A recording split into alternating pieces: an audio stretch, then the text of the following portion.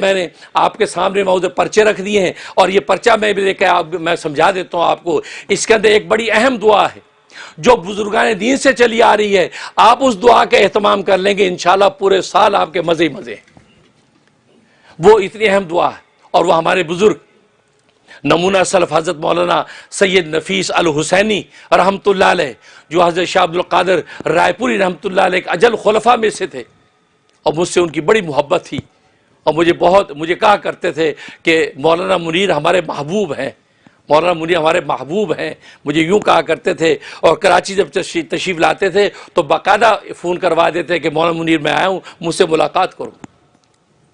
اپنے وقت کا بڑا ولی سید نفیس الحسینی، اور پاکستان کے نمبر 1 خطاط، یہ آپ کو بہت سے خطاطی کے جو نسخے لکھے نظر آتے ہیں وہ سید نفیس الحسینی، یہ ان کے لکھے ہوئے ہیں۔ النفیس کے نام سے ان کے سائن بھی آپ نے دیکھے ہوں گے بہت سے جو توغروں کے اوپر، وہ شخصیت ہے۔ اللہ نے ظاہری بات میں حسن سے نوازا رکھا تھا۔ انہوں نے یہ جو ہے دعا باقاعدہ پرنٹ کروا کے جو ہے تقسیم کری اپنے جو متوسلین کے اندر، وہ میں دعا لے کے آیا ہوں، اور اس کے پرچے بار موجود ہیں، اور اس رات کے اندر آپ نے جو عبادتیں کرنی ہیں وہ میں نے اس کے اندر لکھ دی ہیں۔ آپ ان عبادتوں کر لیں، پھر آپ دیکھیں آپ پورا سال اللہ تبارک و تعالیٰ کی کیا رحمتیں آتی ہیں۔ یہ جو دعا ہے، اس دعا کا طریقہ یہ ہے، مغرب کی نماز جب آپ پڑھ لیں گے، اور یہ سن لیں اس سال یہ جمعرات کی جو رات ہے یہ شب برات ہے۔ 17 جو مارچ آ رہی ہے، 17 مارچ یعنی جمعرات کی جو رات ہوگی یہ شب برات ہوگی، اگلے دن جمعہ ہوگا۔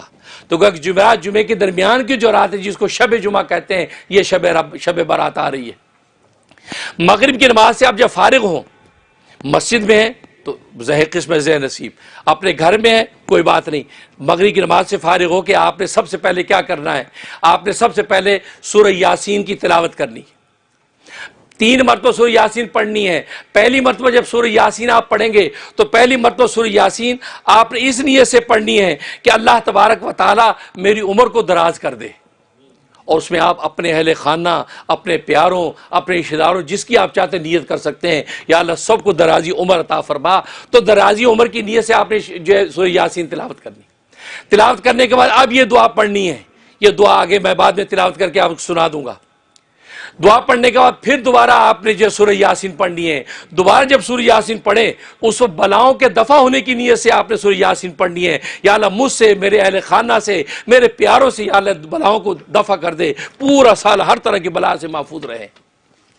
یہ نیت سے پڑھنے کے بعد پھر اس دعا کو آپ نے ایک مرتبہ تلاوت کرنی ہے۔ تیسری مرتبہ پھر آپ نے سورہ یاسین تلاوت کرنی ہے، اس نیت سے یا اللہ تو اپنے علاوہ کسی کا محتاج نہ کرنا۔ اس پہ اپنی نیت، اپنے اہل خانہ، اپنے پیاروں کی نیت کر کے سورہ یاسین آپ پڑھیں، اور اس کے بعد اس دعا کی تلاوت کریں۔ دعا کی تلاوت کرنے کے بعد اب آپ کا یہ عمل مکمل ہو گیا۔ انشاءاللہ پورا سال آپ کو اور آپ کے اہل خانہ کو جو برکتیں ملیں گی آپ اس کا تصور نہیں کر سکتے۔ یہ وہ ہے۔ یہ دعا میں آپ کو پڑھ کے بتا دیتا ہوں، پرچے اس کے باہر موجود ہیں۔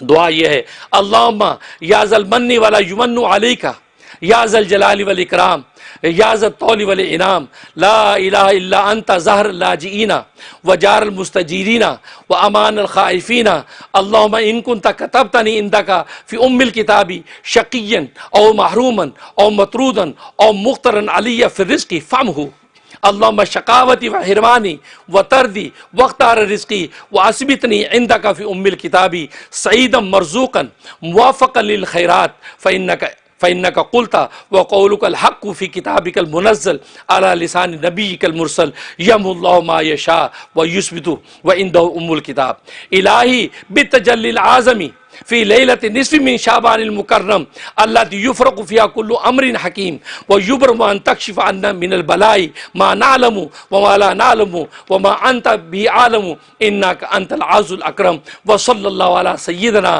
محمد وآله وأصحابه وسلم۔ یہ وہ دعا ہے۔ ترجمہ، اے اللہ، اے احسان فرمانے والے، تجھ پر احسان نہیں کیا جاتا، اے عزت و بزرگی والے، اے قدرت انعام والے، تیرے سوا کوئی معبود نہیں، تو پناہ لینے والوں اور امان طلب کرنے والوں اور ڈرے ہوں کی پناہ ہے۔ اے اللہ، اگر تو نے اپنی کتاب تقدیر میں میرا بدبخت ہونا یا نامراد ہونا یا مردود ہونا یا میرے رزق کا تنگ ہونا لکھا ہے تو اے اللہ اپنے فضل سے میری بدبختی، میری محرومی، میری نامرادی، میرے رزق کی تنگی کے فیصلے کو مٹا دے۔ مٹا دے، فیصلے کو مٹا دے، اور اپنی کتاب میں میرے لیے نیک بخت ہونا، کشادہ رزق پانا اور نیکیوں کی توفیق پانے کا فیصلہ لکھ دے، کیونکہ تو نے اپنے بھیجے ہوئے نبی پر نازل کردہ کتاب میں فرمایا ہے، اور تو سچ ہی فرماتا ہے کہ اللہ جو چاہتا ہے مٹا دیتا ہے اور جو چاہتا ہے لکھ دیتا ہے۔ تو جب مٹا سکتا تو مٹا دے یا اللہ، اور اسی کے پاس کتاب تقدیر ہے۔ اے اللہ تو سے اس تجلی اعظم کے واسطے سے سوال کر، تو جو تجلی اترتی ہے اس رات پہ، جو شعبان کی 15ویں رات میں، جس میں ہر حکمت والے معاملے کا فیصلہ کیا جاتا ہے، وہ تجلی نازل ہوتی ہے، اس کے واسطے سے میں تجھ سے، ہم سے ہر مصیبت کو دور کر دے، جو ہم جانتے ہیں اور جو ہم نہیں جانتے ہیں، اور جس کو تو زیادہ جانتا ہے، بے شک تو عزت بزرگی والا ہے۔ اور درود و سلام ہو ہمارے آقا محمد مصطفیٰ صلی اللہ علیہ وسلم پر، اور آپ صلی اللہ علیہ وسلم کے آل اولاد پر، اور آپ کے اصحاب پر۔ یہ اس کا ترجمہ، یہ آپ پڑھیں۔ کرنے کے بعد پھر اس کے بعد سورۃ دخان کی تلاوت کریں۔ سورۃ دخان کی تلاوت کرنے کے بعد آپ پڑھیں حسبی اللہ و نعم الوکیل، 1000 دفعہ پڑھ لیں یا 100 دفعہ پڑھ لیں۔ اس کے بعد پڑھیں یا حی یا قیوم برحمتک استغیث، 1000 دفعہ پڑھیں یا 100 دفعہ پڑھ لیں۔ اس کے بعد صلاۃ التسبیح کے نوافل پڑھ لیں، اور اس کے بعد جو ہے آپ دروشی پڑھ لیں، یہ والا اللہم صلی وسلم بارک علی سیدنا محمد و آلہ و صحبہ الف الف مرتین، 3000 مرتبہ پڑھ لیں یا 300 دفعہ پڑھ لیں۔ یہ اعمال اس رات میں کرنے کے۔ اس کے بعد آگے ایک بڑی کام کی دعا بتا رہا ہوں، یہ وہ دعا ہے جو رسول اللہ صلی اللہ علیہ وسلم نے امام حسن، آپ کے جو جگر گوشہ، آپ کے جو نواسے، ان کو بتائی، اور یہ واقعہ علامہ سیوطی رحمۃ اللہ نے لکھا ہے۔ امام حسن رضی اللہ تعالیٰ عنہ حضرت امیر معاویہ کے زمانے میں، حضرت امیر معاویہ 1 سال میں 1,00,000 درہم ان کو نذرانہ ہدیہ دیا کرتے تھے، لیکن 1 سال انہوں نے وہ نذرانہ بھیجا نہیں۔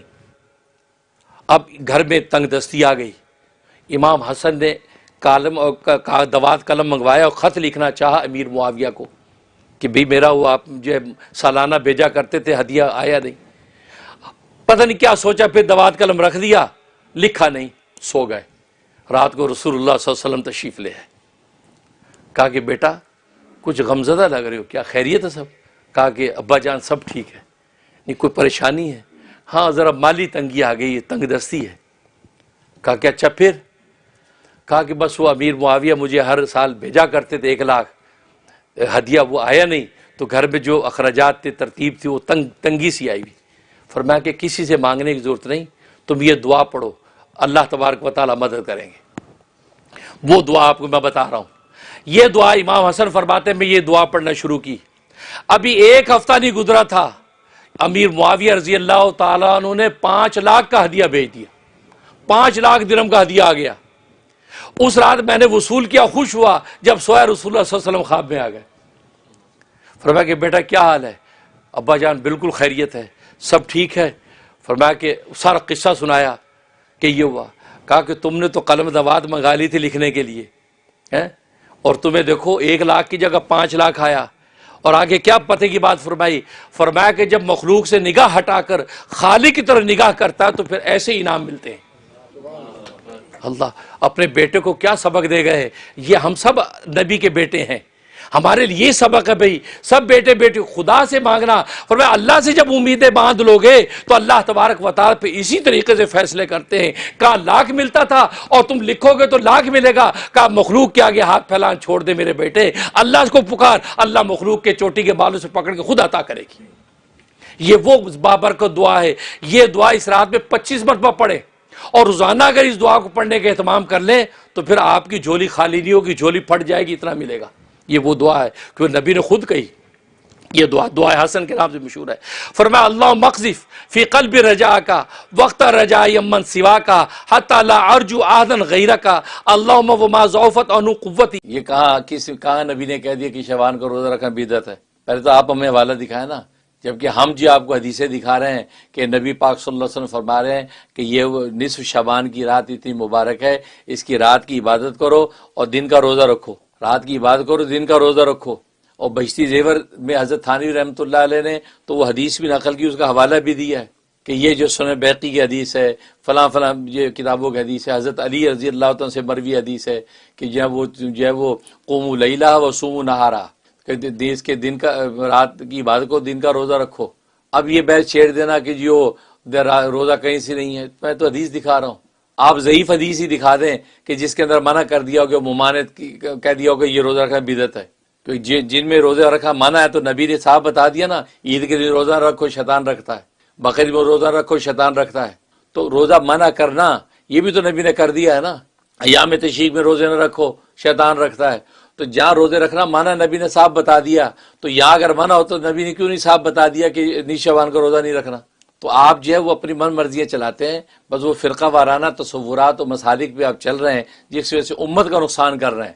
جیسے آپ جیسے لوگ جو آپ میرے مرید ہیں, میرے سلسلہ بیعت کے اندر داخل ہیں, آپ سوشل میڈیا کو دیکھ کر آپ کنفیوز ہو گئے. آپ نے یہ نہیں سوچا کہ میرے پیر و مرشد نے بتایا ہوا ہے, میرے تو بیانات بھرے پڑے ہیں, تو اب میرے تو مفتی صاحب وہ ہیں, میرے پیر و مرشد ہیں, وہ تو کہتا رکھو بھائی, میں تو رکھ رہا ہے. آپ کنفیوز کیوں ہوتے ہیں؟ لیکن بات وہ سوشل میڈیا جو ہے, وہ سوشل میڈیا آپ دیکھتے ہیں, ہر ایک کو سنتے ہیں. تبھی تو میں کہا کرتا ہوں ہر ایک کو نہیں سنا کرتے, اپنے شیخ کی ہر بات سنا کرتے. بس یہ پلے باندھ لیں. جس عالم پر آپ کو اعتماد ہے, جس پیر و مرشد کے آپ مرید ہیں, اس کی ہر چیز سنیں. بس یہ اصل ہے جو منزل آپ کو ملے گی. یہ اصل نہیں کہ ہر ایک کو سنیں, کیونکہ ہر ایک کو سنے کو تو یہ نتیجہ ہوگا آپ کا عمل ختم ہو جائے گا. یہ بے برکتی انتشار کی آ جائے گی کہ بھئی وہ تو کہتے ہیں کہ نہیں رکھنا, وہ کہتے رکھنا ہے. اب روزہ سحر خود ایک ایسی چیز ہے کہ فطرت کے خلاف چلنا.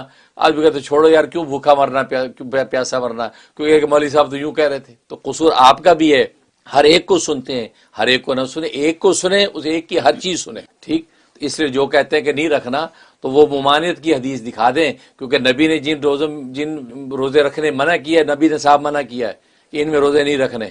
آپ ناول دیکھیں, کیونکہ نبی کا منصب ہی ہے کہ وما آتاکم الرسول فخذوہ. قرآن نے کہا کہ نبی جو تمہیں دے دے وہ لے لو, وما نہاکم عنہ فانتہوا, اور جس سے منع کر دے اس سے رک جاؤ. تو منع کرنا بھی نبی کا منصب ہے. تو نبی نے تو منع نہیں کیا کہ آپ نیز شعبان کا روزہ نہ رکھو, بلکہ حدیث میں فرما دیا رکھو. جس حدیث پر آپ میرا خیال ہے یہ تہمت لگا دیتے یہ ضعیف حدیث ہے. ضعیف آپ کو کس نے کہا کہ یہ ضعیف حدیث ہے؟ اللہ نے کہا ہے, اللہ کے رسول نے کہا ہے, کسی صحابی نے کہا, کس نے بولا یہ ضعیف حدیث؟ آپ یہ کہیں گے نہیں محدثین نے وہ تجزیہ کیا, محدثین نے کہا ہے. انہی محدثین نے یہ بھی کہا ہے کہ ضعیف حدیث جو ہے وہ فضائل اعمال کے اندر حجت ہوتی ہے. فضیلت عمل میں ضعیف حدیث حجت ہوتی ہے, اس پہ عمل کیا جا سکتا ہے. تو ان محدثین کی آدھی بات تو آپ نے مان لی, آدھی بات مانی نہیں کہ اگر یہ ضعیف بھی ہے یہ حدیث آپ کی نالج کے مطابق اور محدث کے نزدیک